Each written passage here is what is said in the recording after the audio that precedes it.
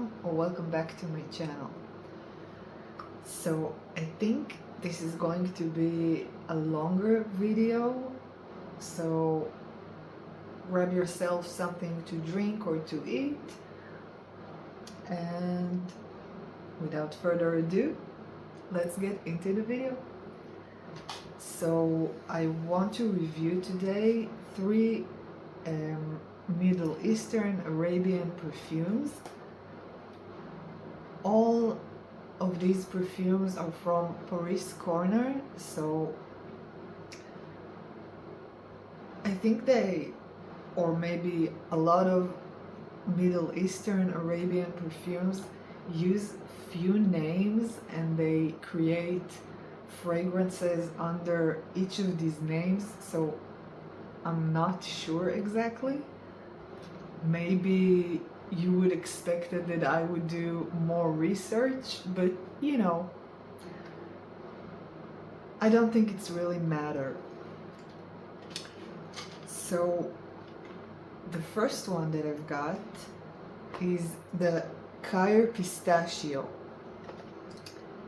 Let me tell you, I was expecting something very interesting, gourmand, ice cream, pistachio, and this is absolutely not what I have expected. Reviews really raved about this perfume, so I just got caught in the hype, but I've learned some things through this experience. So first of all, I kind of don't like the bottle. It looks really cheap, in my opinion. I do like this color. By the way, as I mentioned in my other video, I've grown my nails for over 2 months. They're, I think, around 1 centimeter long. This is insane. I can't do anything, but my cats really love it, so if you have cats or dogs, grow your nails. Anyway, back to the video. So I don't like the bottle, very cheap, and it's a very cheap perfume, so, but you know, with most Arab perfumes, they have really nice box and presentation, as you will see in other perfume that I'm going to review. Anyway, I'm not sure if I want to spray myself, but you know, I need to bite the bullet. Atomizer is good, and the initial spray is very harsh, very soapy, and it burns my nostrils. I usually smell it before, but since I have these perfumes for over 2 months, I got to experiment and try them even after maceration, and this is my final opinion. And reviewing perfumes and actually filming videos and posting them is really frustrating, because sometimes I have things that I wanted to say and I forgot, or things that I wanted to say differently and you can't take it back. So I'm trying to be slower at what I'm putting out there, so I won't change my mind that much. I mean, I see a lot of, let's say, perfume influencers buying perfumes, loving them, and then 2 weeks later decluttering them. So I prefer to take my time and really have an opinion before I post it out. I don't consider myself as an influencer. I'm considering myself as opinion maker. Anyway, I don't know what I was going on and on about. So, my problem with this perfume is the cardamom. I found out that cardamom on me, and when I smell it in perfume, makes the perfume smells really cheap. Like, I think if there weren't any cardamom in this, I would probably love it more. And on me, it smells like something burnt and very soapy in a harsh way. Happening for me with perfumes that have spicy notes in them, like in Angel of Mugler and Pink Sugar by Aquilina. The three of them, Khair Pistachio, Angel, and Pink Sugar, they're not alike in any shape or form, but all of them have very spicy notes alongside sweet notes, and they have a lot of notes in every one of them.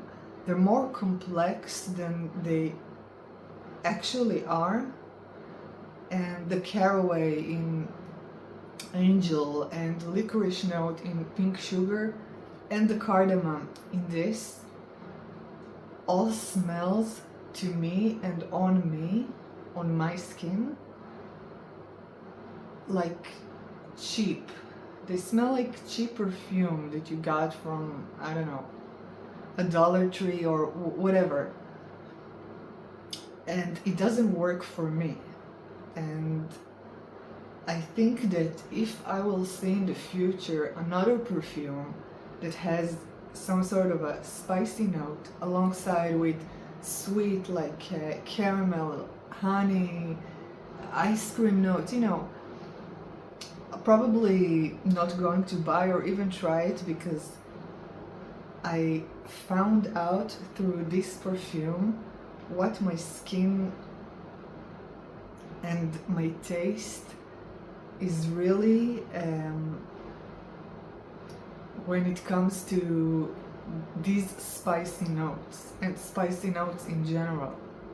It just doesn't work for me. So for me, this one was a disappointment. I'm trying to sell it and not successfully. And would I recommend it? I don't know. If you can't smell it before you buy it, although it's very cheap, I wouldn't recommend to blind buy it, because you might think the same as me. If you like spicy notes, then you might like it. I have to say that after maceration, it's a little more rounded than the sharpness when I first got it, but it smells like burnt plastic and like bad cheap perfume. I can't use that. Well, sillage is medium and longevity is actually too good. I mean, after a few hours you do smell the sweet notes, and the ice cream notes are a bit coming to the front, but I can still smell the soapiness and the screechiness in the background. So for me, it's not a good perfume. Overall, I would rate Khair Pistachio 4 out of 10. It just doesn't work for me and I don't like it. The next perfume that I'm going to review is, I think it's another one by Paris Corner, but It says Emir, I don't know. And that's what I'm talking about when I'm saying the Arabian perfume presentation. By the way, this one is called Forbidden Sugar, and when I got it, it was still not indexed in Fragrantica. It's supposed to be a dupe for a Frank Bouclet sugar. I haven't smelled this one, so I don't know if it's close to that, but now the perfume Forbidden Sugar is indexed in Fragrantica, so I know what the notes are. But when you will see the bottle, I think it's going way too far, duping an original perfume when it copies also the bottle and the presentation. I mean, it's a little too much in my opinion. I wouldn't like, if I was creating something, I wouldn't like that somebody will create almost the same thing and that even looks the same way, you know? Anyway, the presentation. So,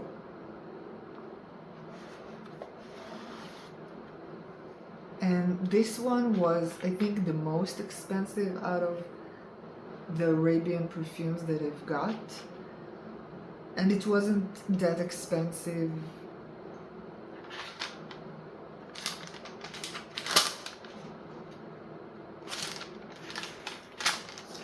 The bottle looks black, but actually if you put it to the light, you can see it's blue.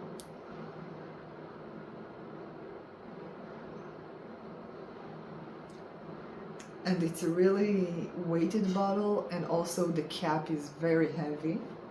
The atomizer is really great. I'm going to spray it on a paper because this one is also something that I don't like.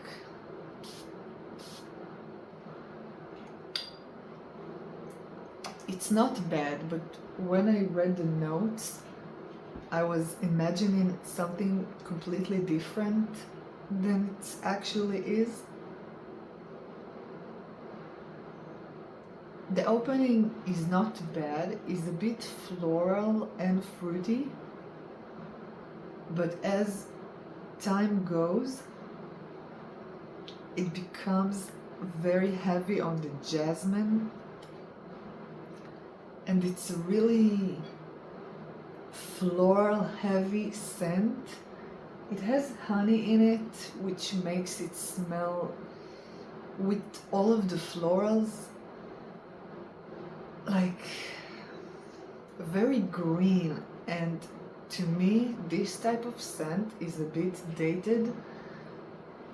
My initial thought was that this reminds me of Charlie Red by Revlon,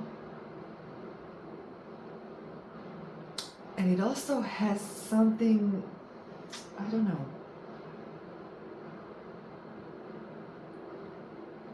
that sits in my throat, like I don't like it, and I have like a physical reaction to this type of smell. It makes me like, not gag, but just something that I don't like. It's not bad. First, when I got it, it is macerating for over 2 months, and I smelled it a couple of times during that time. When I first got it, it was very sharp and borderline headache inducing. It becomes softer and more like rounded, blended. For this price, it's actually pretty good perfume. It just doesn't work with me. I don't know why. The jasmine is very heavy. It smells like herbal, floral, not herbal in a green way. It's like you have a ton of flowers, so you really smell also the stems and the leaves, and it's a mishmash of a lot of flowers, so it's kind of nauseating. It's this too much going on floral type of scent. No, I just don't like it. I also put it for sale because this is not me. But if you like summer, floral, springtime perfumes, then I think you should try it because it's not bad. Longevity is around 4 hours, which is pretty good. And sillage is medium. If you put like 5, 6, 7 sprays, people will smell you. You just don't want to smell like that. It's really, the jasmine here gives it also this bathroomy air freshener type of scent, which I really don't like in florals. I don't like to smell that way. So if I would rate this perfume, I would give it also 5, maybe 6. Maybe if I like this type of scent, I would enjoy it more because performance and overall presentation compared to price, it's pretty good. If you can smell it, try it before you buy it. I would say if you're not into floral perfumes, then pass on this one. It's not bad, but you really need to like it. The next perfume, and I saved the best for last because this one was a surprise. I bought it and I didn't know if I would like it, but I fell in love the second I smelled it.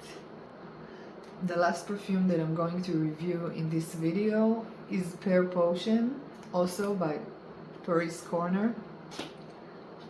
This is the bottle, this is the box. It's so pretty. And the bottle, oh, by the way, I decanted this perfume and also Kiss Delicious and took them with me when I traveled to France.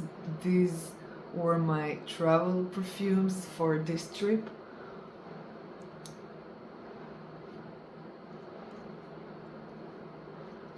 It somehow reminds me of the Guerlain line, also a heavy bottle. And let me tell you, the scent,